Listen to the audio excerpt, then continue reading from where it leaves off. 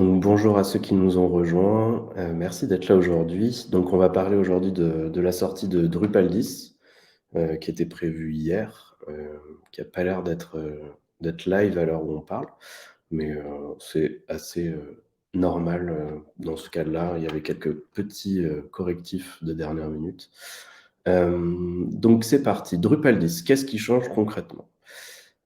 Donc je vais commencer par me présenter. Donc je suis Adam Carton de Viard, je suis, team leader chez Adimeo, pour toute la partie, Drupal.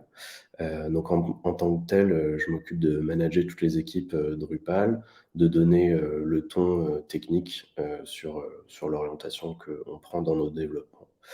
Hem Donc pour rappel, et pour présenter, Adimeo, donc Adimeo, on est une entreprise qui est, capable de vous accompagner, afin de faire du digital un levier de votre croissance.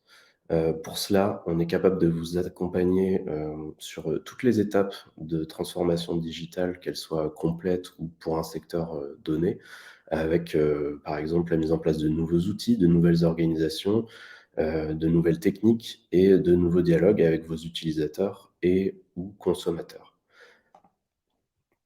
Notre objectif, c'est toujours de créer des expériences digitales qui soient uniques, remarquables et performantes.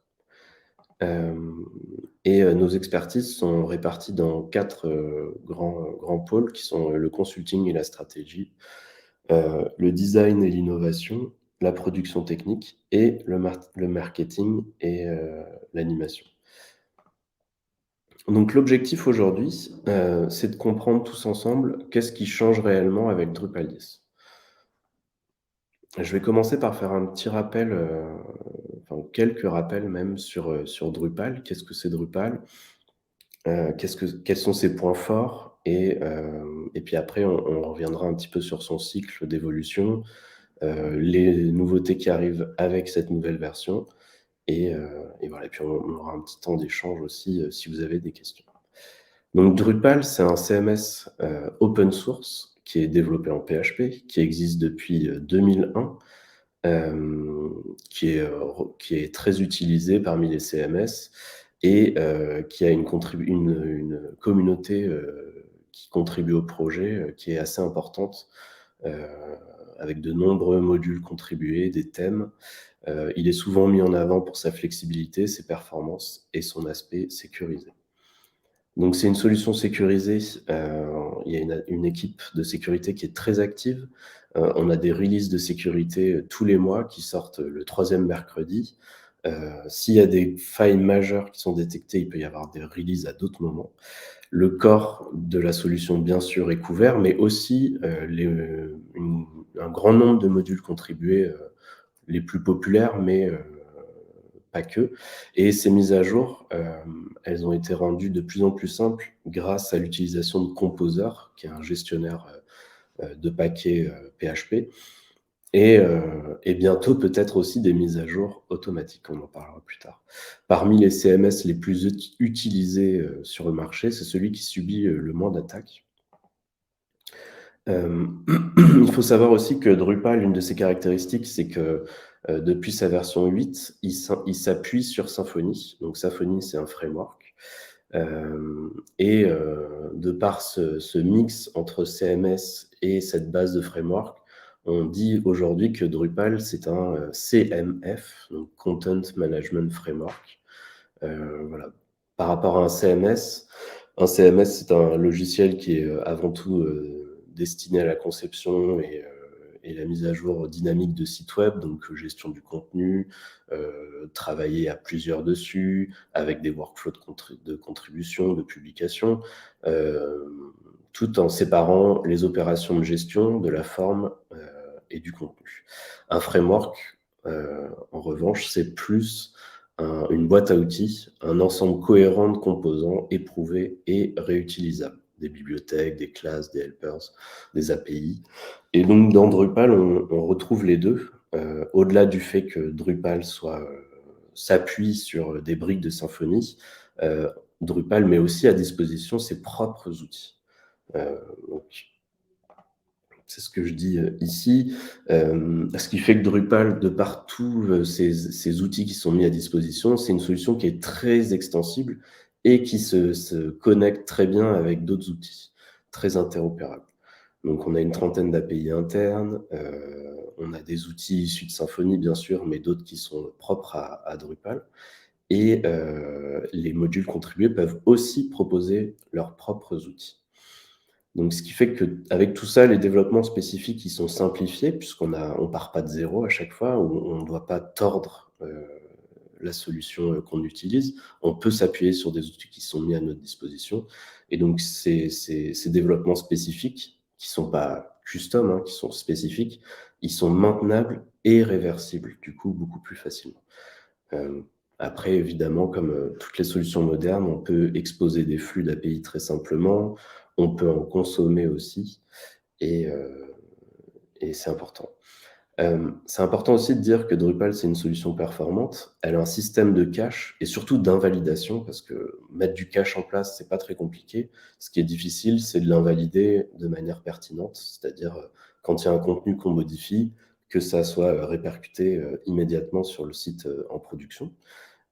Et ça, tout ce système de cache, il est très, très bien construit chez Drupal et surtout, on peut l'interfacer avec des solutions externes, telles que Varnish en front ou un Redis plutôt, en back. Au-delà du système de cache, on a aussi de l'optimisation du ressenti de performance. Donc, la technique BigPipe, par exemple, ou le lazy loading, qui sont des choses maintenant, de plus en plus communes. On a la possibilité, de fournir aux internautes des assets, donc tout ce qui est CSS, JavaScript, optimisé, bien sûr, mais aussi adapté pour chaque page. C'est un critère important dans les tests de performance.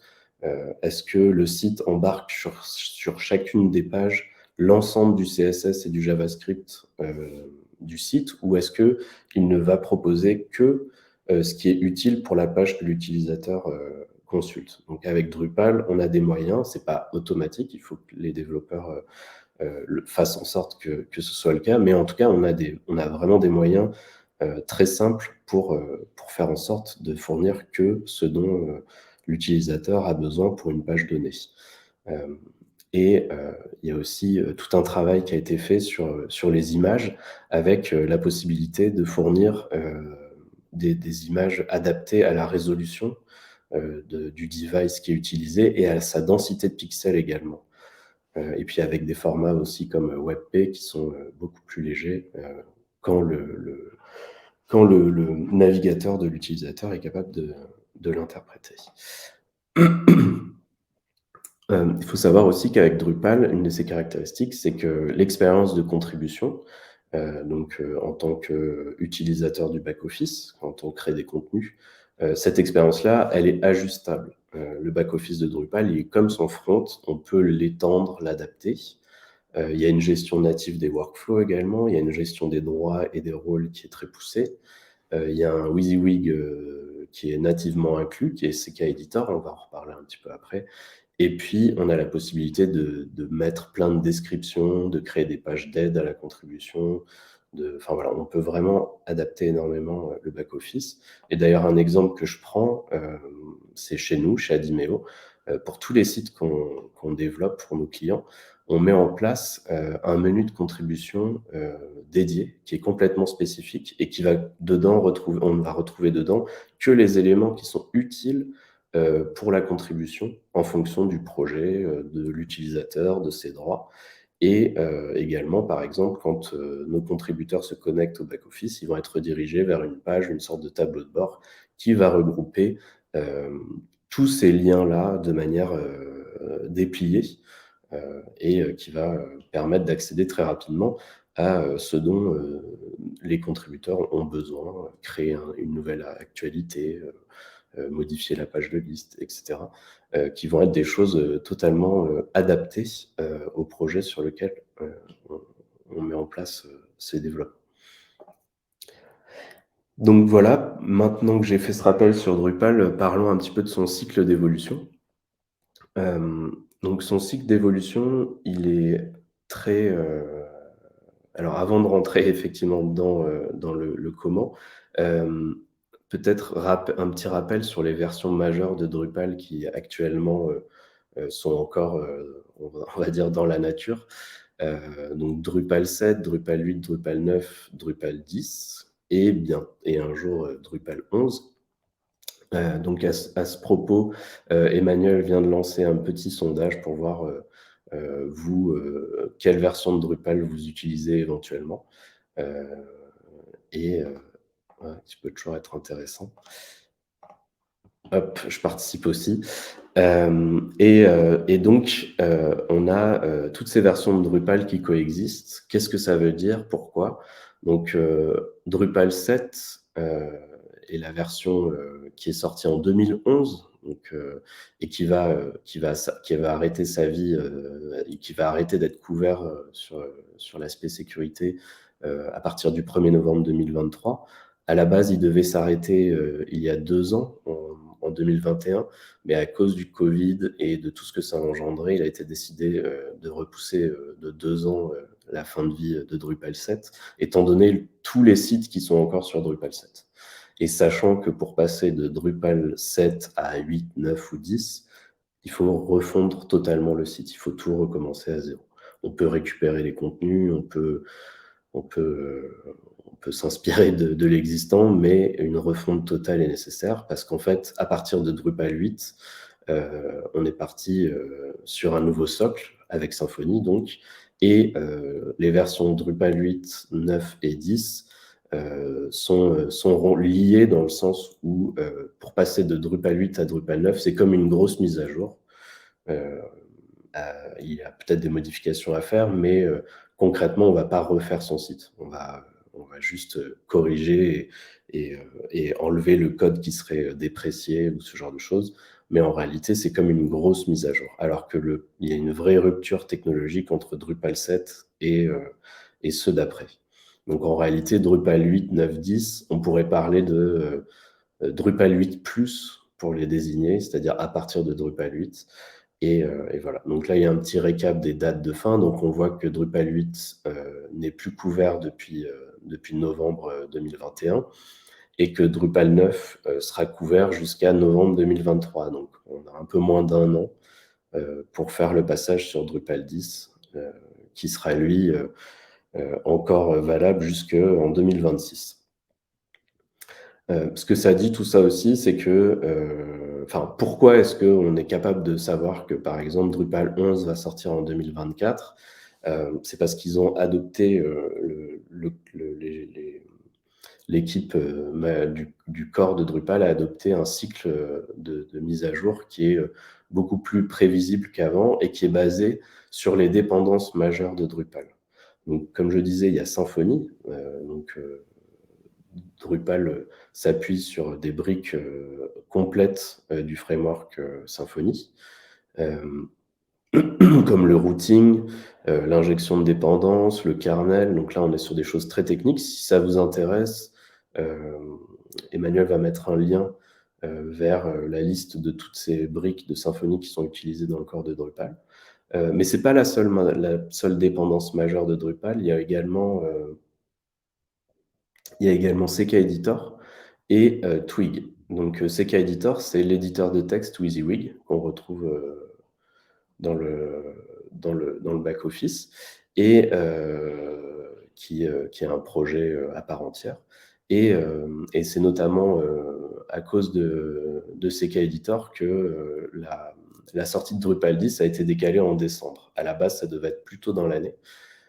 Mais comme CK Editor, dans la version 4, qui est la version actuelle, a été mis en tant qu'obsolète, il a été nécessaire de passer sur la version 5. Et donc, c'est pour ça que cette sortie a été un petit peu décalée. Pour Twig, c'est le moteur de template. Donc, un moteur de template, c'est ce qui permet d'écrire du HTML en y incorporant des variables issues du code et de découper tout ça dans des pages, enfin, de découper les composants des pages dans des templates réutilisables. C'est-à-dire que je ne vais pas, pour chaque page du site, refaire un template complet avec le header, le haut de page, le pied de page. Non, en fait, ça va être des composants que je vais rappeler dans les différents contextes. Et donc, c'est ce que permet Twig. Donc voilà, ça c'est important à comprendre, c'est que le rythme de sortie de Drupal et un petit peu calqué sur celui de Symfony et donc avec beaucoup de prévisibilité. On sait quand elles vont sortir et c'est intéressant. Donc, pour aller un petit peu plus loin sur ce cycle et ce côté prédictible, les versions correctives ou de sécurité, comme je l'ai dit, elles sortent tous les mois. C'est les fameux 9.4.1, .2, etc. Les versions mineures, elles sortent tous les 6 mois. Elles incorporent des nouvelles fonctionnalités. Elles continuent de bénéficier de correctifs de sécurité pendant 1 an à compter de leur sortie. Donc, c'est-à-dire que quand la 9.5 sort, on arrête d'avoir des patchs de sécurité sur 9.3, mais ça continue encore pendant 6 mois pour la 9.4. Ces numéros de version majeurs après, donc le 8, 9, 10, elles sortent environ tous les 2 ans ou 2 ans et demi maintenant, en même temps en général que la dernière mise à jour mineure précédente. C'est-à-dire que là, on a Drupal 10 qui sort, en même temps, on a la 9.5 qui sort. Et en réalité, tout ce qui sort dans Drupal 10 sort aussi dans 9.5, à l'exception de 3 points, les exigences serveurs, type PHP, les versions de MariaDB, MySQL, ce genre de choses. Les mises à jour de dépendances, des dépendances qui doivent aller vers des nouvelles versions majeures. Donc Symfony 6, par exemple, on passe de Symfony 4 à Symfony 6 là, pour la sortie de Drupal 10. Et la suppression du code qui a été déprécié lors de la vie de la version majeure précédente. C'est-à-dire qu'au cours de la vie de Drupal 9, les développeurs du corps vont marquer des fonctionnalités en disant cette fonctionnalité-là, elle est obsolète, cette façon de se servir de ce code-là, on doit arrêter, on propose une nouvelle façon de faire. Donc ça va continuer à fonctionner jusqu'à la fin de Drupal 9. En revanche, si un bout de code a été noté comme déprécié, sur Drupal 10, il sera enlevé. Et donc, tout le code contribué ou spécifique qu'on aura développé pour un projet, il faudra remplacer l'appel à ce code par une autre façon de faire qui sera documentée, etc. Donc, c'est des choses qui sont très courantes sur ce type de projet open source de grande envergure. C'est la même chose sur Symfony. Et voilà. Donc, pour faire un récapitulatif, Drupal 10 signifie concrètement la mise à jour des dépendances majeures, donc Symfony de 4 à 6, CK Editor de 4 à 5, Twig de 2 à 3, une augmentation des prérequis applicatifs, donc le principal pour Drupal 10, c'est le passage obligatoire à PHP 8.1, et la suppression de tout le code qui a été déprécié durant la vie de Drupal 9. D'autres nouveautés sont annoncées. On peut lire à plein d'endroits la communication de Drupal autour de ça, etc. Mais en réalité, elles sont également disponibles sur Drupal 9.5. Donc, en vrai, Drupal 10 ne signifie que ces 3 grands points. Bon, malgré tout, on va parler des nouveautés. Donc, il y a pas mal de nouveautés du côté des thèmes. Donc, le theming, c'est tout ce qui va servir à créer.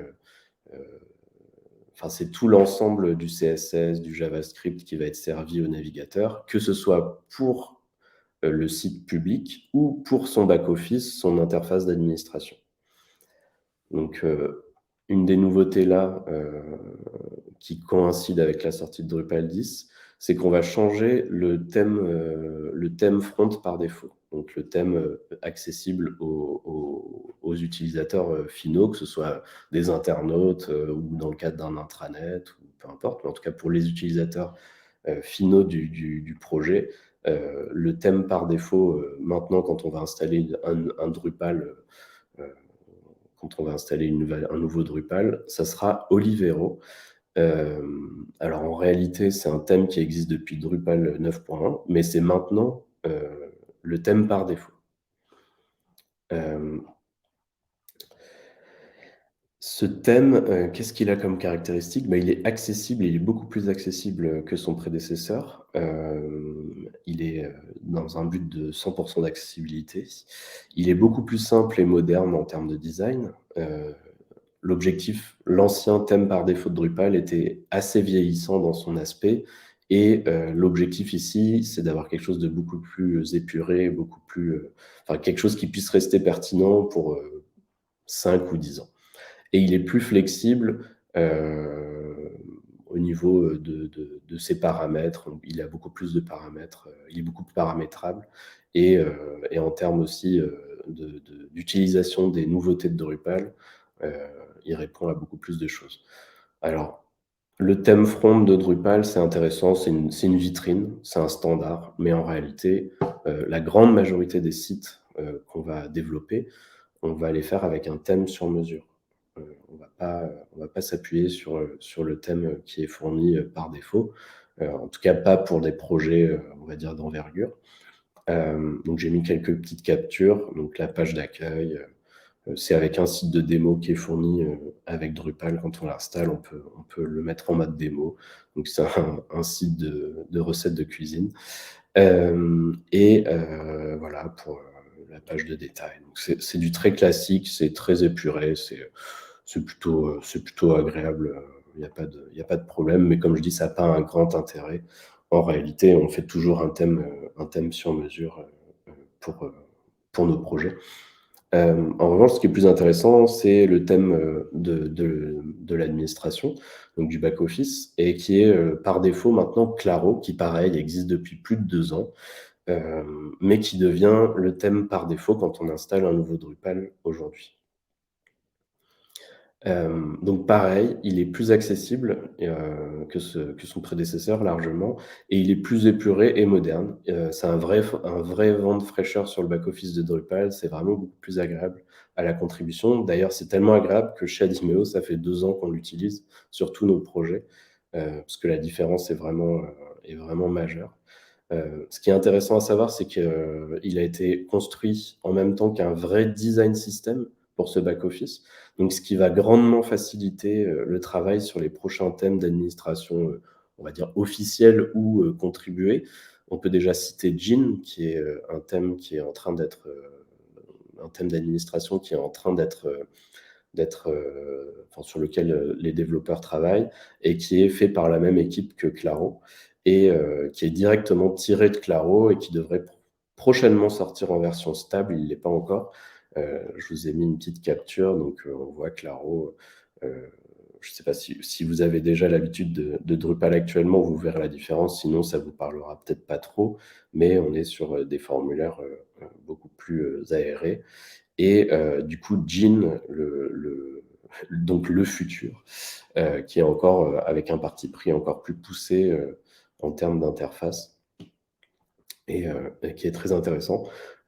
J'ai hâte de le tester, quand il sortira en version stable. Hem, Au niveau des thèmes, on a un nouveau changement, alors qui est peut-être un peu moins, accessible pour des, non techniques, mais qui a vraiment une importance. C'est que, actuellement, quand on doit créer un nouveau thème pour un projet, on choisit un thème par an et c'est un système d'héritage. Donc, par exemple, dans Drupal, je vais créer des templates pour différentes choses, pour les pages, pour, des blocs, pour un certain nombre d'éléments et en réalité, on ne crée que les templates de ce dont on a besoin, de surcharger. Quand on veut modifier, le HTML d'un élément, on va juste créer ce template-là et dans notre thème, il y aura assez peu de templates par rapport à l'ensemble des templates qui sont utilisés. Donc c'est ce système d'héritage et ce qui est très bien, mais le problème, c'est que les équipes du corps ne peuvent pas faire évoluer, les thèmes qui sont utilisés comme thèmes parents, pour maintenir une compatibilité. Parce que sinon, en mettant à jour, notre version de Drupal, potentiellement, on ferait exploser, l'apparence du site puisque le HTML serait modifié et donc, par exemple, le CSS ne serait plus valide et cetera. Donc c'est un vrai frein à l'innovation sur ces thèmes, par défaut Et donc c'est ce à quoi répond cette nouvelle fonctionnalité de Starter Kit, qui permet de générer un nouveau thème, dont on va se servir comme thème de tout court ou comme thème parent, mais qui va être totalement indépendant du thème dont on va partir. Heu, donc ça va pas révolutionner la façon dont on va faire du CSS et du JavaScript et du HTML dans Drupal. En revanche, ça va vraiment permettre de ça va libérer l'innovation, au niveau, de ces thèmes-là, et ça va permettre aussi, aux développeurs Drupal, comme chez Adimeo, de créer nos propres starter kits, ce qui peut être très intéressant. Donc là, on c'est vraiment une grande nouveauté. On n'a pas encore le recul pour, connaître toutes les conséquences et les bienfaits qu'on va en tirer, mais en tout cas, c'est un sujet qui est très intéressant pour nous, développeurs. Donc après, on a d'autres nouveautés, qui ont été annoncées, mais qui en réalité ne sont pas forcément, soit prêtes, soit stables. Heu donc c'est pour ça que je parle de nouveautés pour l'avenir, et comme je le rappelle, en réalité, les nouveautés dans Drupal, elles sortent beaucoup plus au moment des versions mineures. Donc on sait qu'il y aura des nouvelles features, des nouvelles fonctionnalités pour la 10.1, pour la 10.2, et cetera, comme il y en a eu pour, 9.3, 9.4, et cetera. Et que ces versions mineures, elles sortent environ tous les 6 mois. Et donc c'est vraiment ces versions intermédiaires qui contiennent, les vraies nouveautés. Heu, En général, elles sortent dans ce qu'on appelle, en module expérimental, et une fois qu'elles sont jugées, matures, qu'il y a eu des retours de la communauté, et cetera, on les stabilise au niveau du code et on les sort, on les intègre dans le corps, ou alors, en général, c'est intégré dans le corps. C'est rare qu'une vraie nouveauté comme ça sorte en module contribué. Hem, donc le premier point qui a été, annoncé, c'est les mises à jour automatisées, donc automatic updates. Donc l'objectif, bon, il est simple à comprendre, je pense, pour tout le monde, c'est appliquer des patchs de sécurité, voire pourquoi pas des mises à jour plus conséquentes, sans nécessiter, de déploiement ni le travail d'un développeur. Alors c'est ça serait super. Dans la réalité, notre expérience nous fait penser que, bon, on est assez peu confiant sur la fiabilité d'une telle fonctionnalité. Sur des projets simples, ça peut être un vrai plus. Pour des projets un petit peu plus complexes avec, par exemple, du multisite, ou l'utilisation de domaines ou ce genre de choses, ça paraît illusoire que, les mises à jour se passent, sans problème et que cela fonctionne.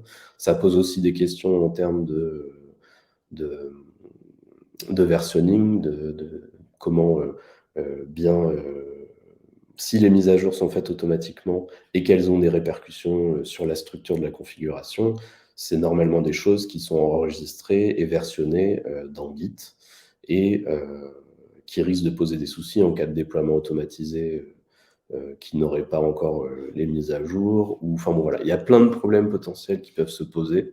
Donc c'est un bonus qui peut être intéressant, mais pour des projets complexes, j'ai du mal à croire que ça sera recommandé. Bon, après, toutes les précautions sont prises du côté des équipes qui travaillent là-dessus pour que ça ait pas de conséquences, avec un système de rollback automatisé, de pas toucher, au site live, tant que la mise à jour est pas validée. Enfin, voilà. Mais ça reste, à mon avis, un bel espoir, mais c'est peu réaliste. Il y a une autre nouveauté qui s'inscrit un petit peu dans le même axe stratégique, qui est, un project browser. Donc l'objectif, c'est de dépoussiérer la page des modules de Drupal et d'en faire une sorte de marketplace qui soit beaucoup plus compréhensible pour un public moins technique, et puis plus compréhensible aussi pour les développeurs, parce que c'est pas toujours évident de comprendre, tous les éléments qui sont présents sur ces pages-là de présentation des modules.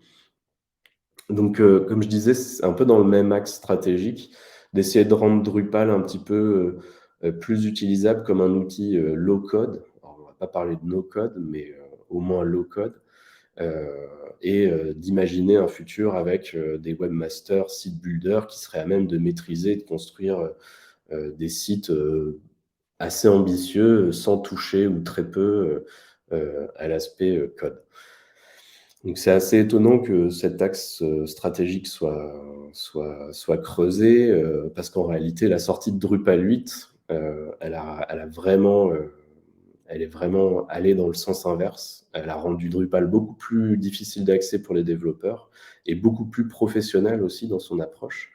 Heu, donc c'est peut-être une tentative pour essayer de retrouver un peu son ancien positionnement, en combinant, ce nouvel aspect, CMF, boîte à outils, avec un aspect CMS peut-être plus, tels qu'on les a aujourd'hui avec, les WordPress et autres qui sont, beaucoup plus, accessibles, au grand public. C'est pas le cas de Drupal réellement, mais je pense que c'est 2 nouveautés qui s'inscrivent dans une volonté, heu, de rendre, plus autonomes, on va dire les webmasters, site builders.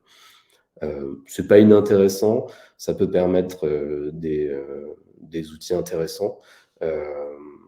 Après, vu les changements de Drupal 8 avec beaucoup de code orienté objet et ce genre de choses, je pense que les 2 subsisteront, en parallèle.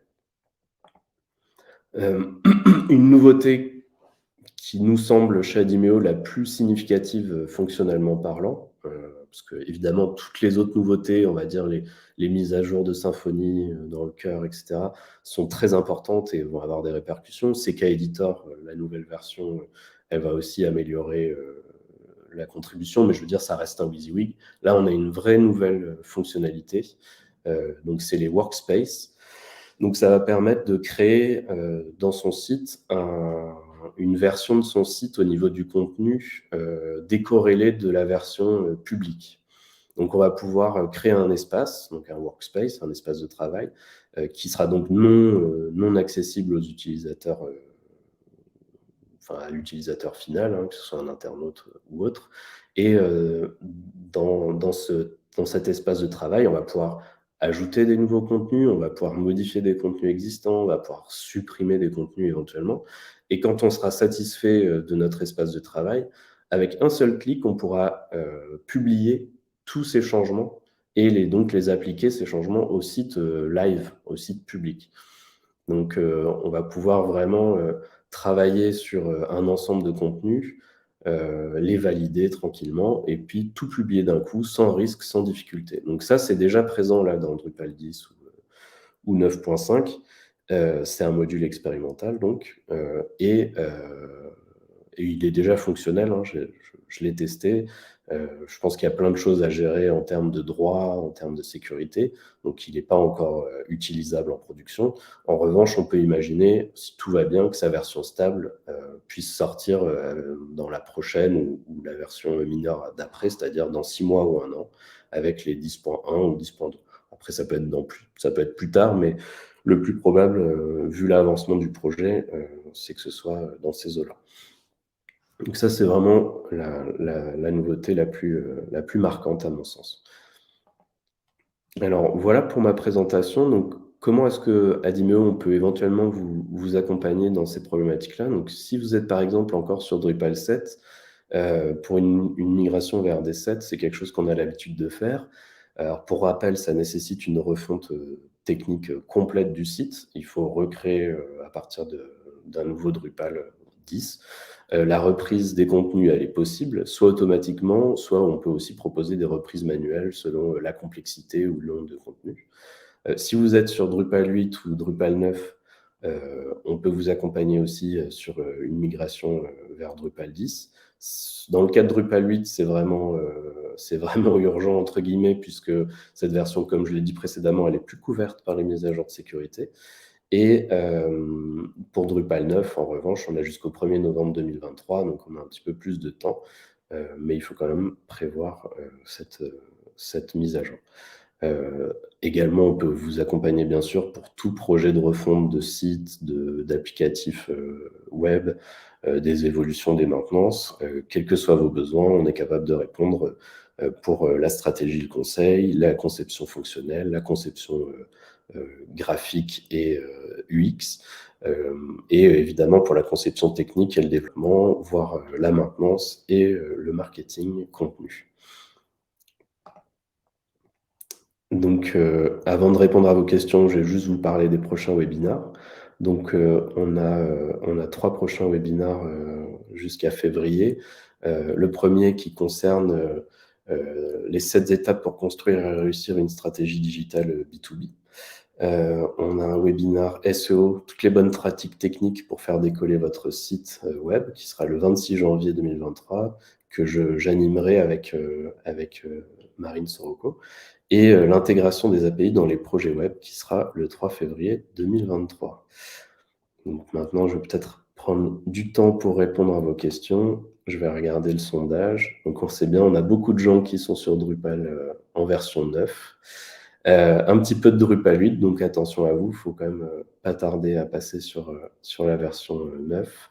Et pour la version 7 ou 6, donc il va falloir envisager une refonte totale d'ici la fin de l'année prochaine. Donc au niveau des questions. Alors la première question, qui est sur, savoir si, est-ce que c'est simple de passer d'une version majeure à une autre? Donc, le passage, je vais revenir sur la slide, avec les versions. Tic tac touc. Donc voilà. Donc effectivement, si, comme je l'ai dit plusieurs fois, passer de Drupal 7 à, la suite, c'est une refonte totale. Donc là, il faut refaire, il faut redévelopper, donc c'est le temps de développement d'un nouveau projet, donc ça dépend du type de projet. Ça peut être 1 mois, 3 mois, 6 mois. Ça, c'est réellement lié, à votre projet. En revanche, quand on est sur la version 8 ou la version 9 et qu'on veut passer en version 10, là, en réalité, c'est, beaucoup plus simple dans le sens où, ce sont des grosses mises à jour, comme une mise à jour classique, mais avec un petit peu plus d'implication. Donc on va plus parler de 3, 4, 5, voire maximum 10 jours en fonction de la complexité du projet, du nombre de modules qui sont utilisés, du nombre, de modules spécifiques qui ont été développés pour le projet. Voilà, ça va être assez dépendant, mais on va plus parler en jours et pas beaucoup plus. Donc le travail qui va devoir être fait, en plus il est simplifié parce que Drupal met à disposition des outils qui vont analyser notre code, détecter tout le code qui a été déprécié durant le cycle de vie précédent, et qui va donc pouvoir nous dire attention, à tel endroit vous utilisez tel bout de code qui ne sera plus présent dans la prochaine version, donc il faut que vous le remplaciez. Donc voilà, donc on a quand même beaucoup de facilité pour passer de la version 8 à la 9 et la 9 à la 10. Donc ensuite, je vois une question. Sera-t-il possible avec Workspace de pousser les contenus d'un environnement de pré-prod à un environnement de prod, par des exports par exemple? Alors pas à ma connaissance. C'est vraiment justement, la possibilité de ne pas avoir à tester ses contenus en pré-prod. On peut directement, tester, faire un workspace, même temporaire, et ne jamais le mettre en live, sur la prod directement. Donc c'est tout l'intérêt, c'est de pas avoir à changer d'environnement. Les changements les transferts de contenu d'un environnement à un autre sont souvent pas une très bonne expérience et plutôt à proscrire. Donc Workspace, c'est vraiment intéressant à ce niveau-là. Ensuite, il y a une question, qu'en est-il de la compatibilité des modules entre D9 et D10? Donc ça, c'est une vraie question. Les modules majeurs, ils sont soit déjà compatibles Drupal 10, soit ils vont l'être très rapidement. Après, c'est tous les modules contribués un petit peu moins on va dire moins populaire ou très populaire, mais peut-être moins maintenu au jour le jour. Là, ça va dépendre. En tout cas, il y a une automatisation qui est faite dans le sens où il y a des robots qui passent et qui évaluent le code des modules contribués et proposent des patchs tout faits avec les changements à faire. Donc ce passage, le fait de rendre compatibles les modules sur les versions supérieures, il est aussi très simplifié par rapport à avant. Donc ils n'ont pas besoin de redévelopper toutes les choses, c'est vraiment des ajustements. Et parfois, c'est même juste dire dire dans le code que le module est compatible avec Drupal 10. Parfois, c'est la seule chose qu'il y a à faire. Quand le module n'a pas été mis à jour pour être compatible avec Drupal 10, ou ça nous est arrivé quand on faisait les passages sur Drupal 9, on pouvait nous-mêmes proposer des patchs et utiliser ces patchs pour faire le passage sur la nouvelle version. Donc, si la version n'existe pas, en dernier recours, nous, on peut faire le patch de passage de compatibilité pour la nouvelle version et utiliser le module sur la version 10, par exemple. Ça, c'est une vraie possibilité quand on a des modifications simples, qu'elles ne touchent pas à des éléments de sécurité. C'est quelque chose d'assez courant. Donc, du coup, pour un passage sur Drupal 10, la question qui en découle un petit peu, c'est combien de temps attendre.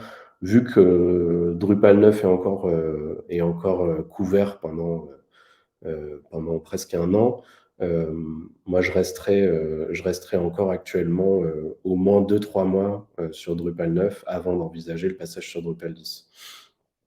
Aujourd'hui, pour créer un nouveau site, en revanche, bon, si le développement a commencé il y a quelques semaines ou un mois ou deux, évidemment, il a commencé en Drupal 9. En revanche, il se pose la question d'essayer de faire le passage Drupal 10 avant la sortie. C'est à évaluer en fonction des sites. On a des outils d'analyse qui nous permettent de dire est-ce que les modules utilisés sont compatibles ou pas. Donc là, c'est au cas par cas. En revanche, si aujourd'hui je devais commencer à travailler sur un projet qui serait pour sortir dans quelques mois, je partirais sur la version Drupal 10, clairement. Il n'y a pas de mauvaise ou de bonne stratégie. Est-ce qu'il vaut mieux partir sur Drupal 9 pour créer un nouveau site aujourd'hui ou sur Drupal 10? Le passage de Drupal 9 à Drupal 10 étant vraiment simplifié, je pense que c'est pas une mauvaise stratégie d'attendre quelques mois pour le faire. Après, on a vraiment les outils pour se simplifier les passages, que ce soit les modules. Donc, les deux sont possibles réellement, pour répondre à la question de Karine.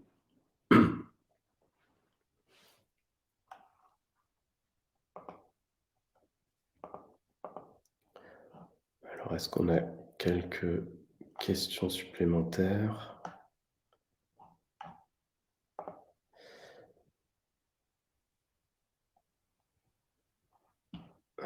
Bon, ça n'a pas l'air d'être le cas. Je vais vous souhaiter une très bonne journée, une bonne fin de semaine. Merci à tous pour votre attention et pour vos questions. Et n'hésitez pas à nous poser d'autres questions par mail ou par le site d'Adimeo. On sera ravis d'y répondre plus tard ou via les réseaux sociaux, LinkedIn par exemple. Je vous souhaite une très bonne journée. Au revoir, merci.